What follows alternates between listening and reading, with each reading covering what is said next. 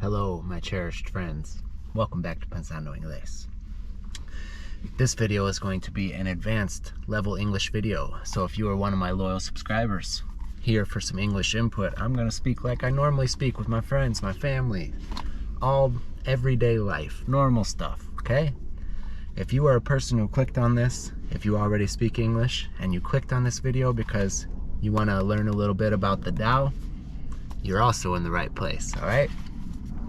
But normally what I do on this channel is help Spanish speakers and a couple of other people from different parts of the world learn English through comprehensible input or absorbing, naturally acquiring the language by listening and watching, okay? So like I said, I'm going to be speaking my normal English. There's going to be some big vocabulary in this one. This is going to be a tricky one for some of you guys, but the more difficult something is, the more you can gain from it, the more you can learn. Okay, if you don't push that boundary and try harder and harder content, you'll never improve. So guys, the other day I finished reading this book. If you read it, it looks like it should be called the Tao Te Ching, but it's pronounced Tao Te Ching, Tao Te Ching, okay? And literally, this means the book of the way, okay? That's what the Tao is, the way. And I want to read just a little description from Google of what this book is about, okay? Tao Te Ching is a foundational text of Taoism, an ancient Chinese philosophy that emphasizes the importance of accepting and yielding. The book is considered a set of meditations on the nature of the world and what it means to be wise. It is often interpreted as a reminder that people have the power to practice self-awareness and exercise their own power in the world. Okay, guys, this was a very interesting read for me. It's a super easy read, guys. Everything is like, each chapter or verse is one page. I think I saw one that was 2 pages, and that's the biggest one there is. So guys, literally you could read 1 page a day of this and just meditate on it. Let's go ahead and start. I'll read the first verse just to give you guys a little example. And I marked a couple throughout the book that I want to read to you guys as well that were kind of deep to me. So the first verse in the Tao is, "A way that can be walked is not the way. A name that can be named is not the name. Tao is both named and nameless. As nameless, it is the origin of all things. As named, it is the mother of all things. A mind free of thought, merged within itself, beholds the essence of Tao. A mind filled with thought, identified with its own perceptions, beholds the mere forms of this world. Tao and this world seem different, but in truth they are one and the same. The only difference is in what we call them. How deep and mysterious is this unity? How profound, how great! It is the truth beyond the truth, the hidden within the hidden. It is the path to all wonder, the gate to the essence of everything." So that's just one little taste, okay?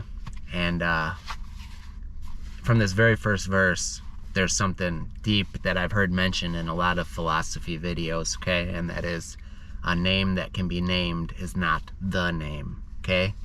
A way that can be walked is not the way. Let's just meditate on that a bit. What does that mean? A way that can be walked is not the way. A name that can be named is not the name. I think that's similar to what Jesus Christ was telling us. Okay, let me explain this, and I have something else to say about Jesus Christ.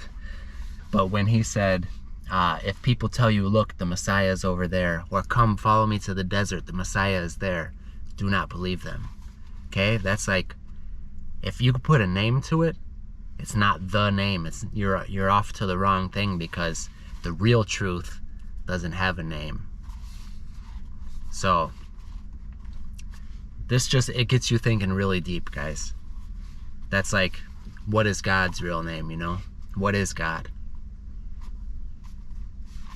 The people that wrote this would say that God is Tao, everything, the force behind everything, the spirit, the natural laws, the energy that moves everything around, the force of good, the force of life, always flowing, always moving. What is God? Is God an old man in the sky with a beard? Maybe some people think so. But that's just a little taste of this. Now let me stop real quick and say something about Jesus. If you guys like this kind of content, spiritual content, wisdom content, I've got a Bible right here. And this is not just any Bible. This is a very old Bible that belonged to my grandfather. But this Bible has something cool in it. It has what are called the red letters. Okay? The red letters. And the red letters in a Bible means that they change the color of the words to red for words that Jesus actually said. Okay? Sometimes when you read the Bible, it's like, is Jesus saying this, or is this the person who wrote it explaining? But in this Bible and red letter Bibles, you could read just the parts that Jesus actually spoke. So right after I'm done filming this video, I'm going to make a membership video about the red letters. We're going to start with the very first set of red letters and work our way through that, because guys, all of these books have so much wisdom, so much to be gained, so much knowledge, so much to learn and think about. And I'm just crazy about it, guys. I love it because I love to see from different perspectives, different cultures. Okay, this is ancient Chinese guys who were sitting around trying to figure out the world. The red letters of Jesus are who is, in my opinion, the greatest teacher who ever lived, an Israeli from 2,000 years ago. Okay? You're going to tell me there's not something to be learned from reading these texts? Anyway, back to the Tao. So, what I basically got from this, guys, is go with the flow. Okay? The more that you resist something, the more it's going to give you trouble. Okay? You got to learn to just let everything flow. Okay? Move with the problems. If a big problem comes, don't let it stop you. Flow with it. Okay? Don't just be like, oh no, I'm screwed now. Now everything's ruined, this big problem. Take that problem for what it is. It's just an event in life, and it'll be over soon. So don't let it affect you. Let it bounce right off you and flow with it, okay? Because that's what the Tao is, the flow of things. So here's another one that I liked, verse 22, that I wanted to read to you guys. Surrender brings perfection. The crooked become straight, the empty become full, the worn become new. Have little and gain much, have much and be confused. Guys, from reading all this stuff, like reading a lot of the New Testament, the works of Jesus, when I read this, I was like, did Jesus know this guy? Or what? Because, like here, the empty become full, the worn become new. Have little and gain much. Jesus said things like, blessed are the poor because they will gain things, or blessed are the brokenhearted because they will receive consolation. Guys, this is paraphrasing, but more or less. Let's keep going here.